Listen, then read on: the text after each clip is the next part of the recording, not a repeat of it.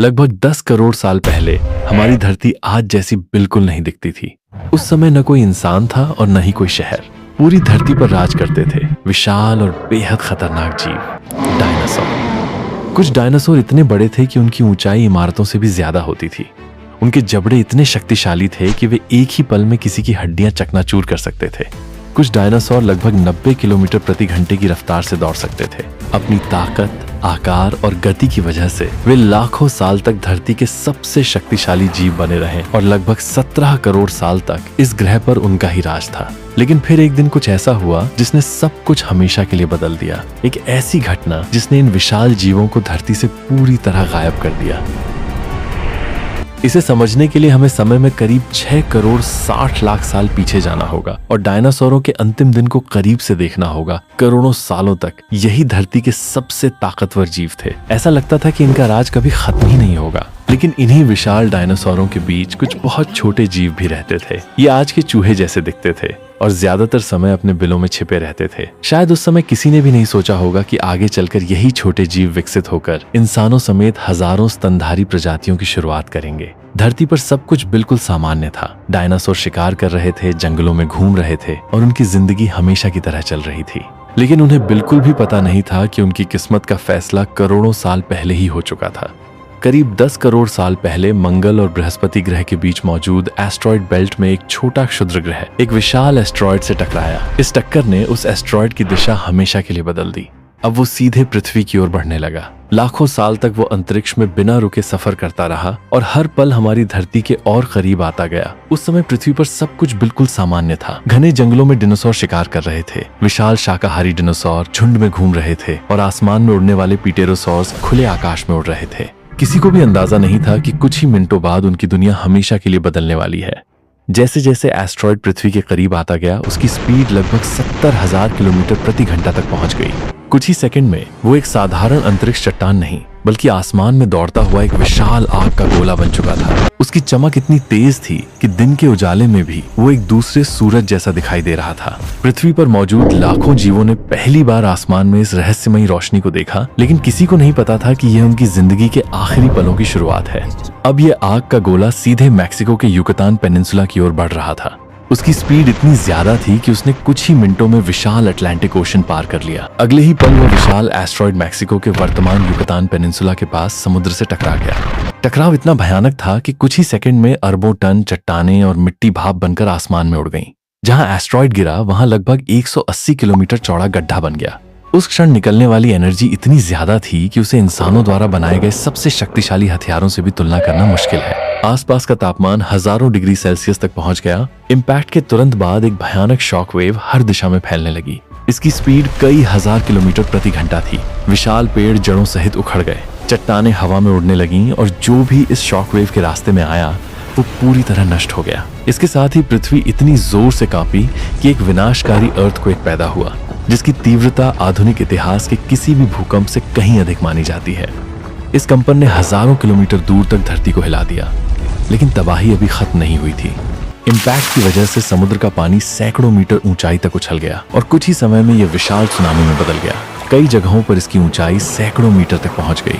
ये लहरें तटीय इलाकों को अपने साथ बहाती हुई महाद्वीपों की ओर बढ़ने लगी। उसी समय आसमान में उछली हुई पिघली चट्टानें वापस पृथ्वी की ओर गिरने लगीं। ऐसा लग रहा था मानो पूरी दुनिया पर आग की बारिश हो रही हो। जंगलों में हर तरफ आग फैल गई और कुछ ही घंटों में पृथ्वी का बड़ा हिस्सा धुएं और लपटों से ढक चुका था। देखते ही देखते आग हजारों किलोमीटर तक फैल गई। धुएं और लपटों ने आसमान को ढक लिया। लाखों जीव जो शुरुआती इम्पैक्ट से बच गए थे, अब इस भीषण गर्मी और आग में फंस चुके थे। उनके पास बच निकलने का कोई रास्ता नहीं था।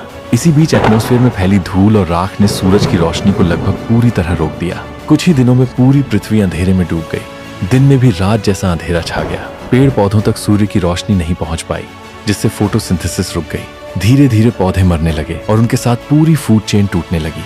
जो विशाल डिनोसॉर शुरुआत की तबाही से बच गए थे, उनके लिए अब भोजन मिलना लगभग असंभव हो गया था। ये सिर्फ एक दिन की आपदा नहीं थी। आने वाले महीनों और वर्षों में पृथ्वी का मौसम पूरी तरह बदल गया। पहले भीषण गर्मी और फिर अचानक वैश्विक ठंड ने जीवन को हर तरफ से घेर लिया।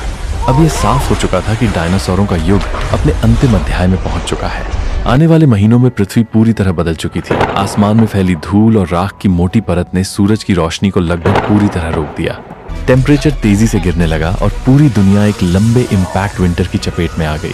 बिना सूरज की रोशनी के पेड़ पौधे सूखने लगे, जंगल खत्म होने लगे और धीरे धीरे पूरी फूड चेन टूटने लगी। सबसे पहले शाकाहारी डिनोसॉर भूख से मरने लगे और जब उनका अस्तित्व खत्म होने लगा तो उन पर निर्भर मांसाहारी डिनोसॉर भी एक एक करके समाप्त होने लगे। कुछ महीनों से लेकर कई वर्षों तक पृथ्वी पर हालात बेहद कठिन बने रहे। समुद्रों का इकोसिस्टम भी बुरी तरह प्रभावित हुआ। कई समुद्री जीव हमेशा के लिए विलुप्त हो गए। वैज्ञानिकों के अनुसार इस महाविनाश में पृथ्वी की लगभग 75% प्रजातियां हमेशा के लिए खत्म हो गईं। करोड़ों वर्षों तक धरती पर राज करने वाले अधिकांश गैर पक्षी डिनोसॉर अब इतिहास बन चुके थे। इस महाविनाश के बाद पृथ्वी पर जीवन पूरी तरह खत्म नहीं हुआ था। कुछ छोटे मम्मल्स, पक्षियों के पूर्वज और कई छोटे जीव किसी तरह बच गए। इन छोटे मम्मल्स का आकार इतना छोटा था कि वे जमीन के नीचे बिल बनाकर रह सकते थे और कम भोजन में भी लंबे समय तक जीवित रह सकते थे। यही उनकी सबसे बड़ी ताकत साबित हुई।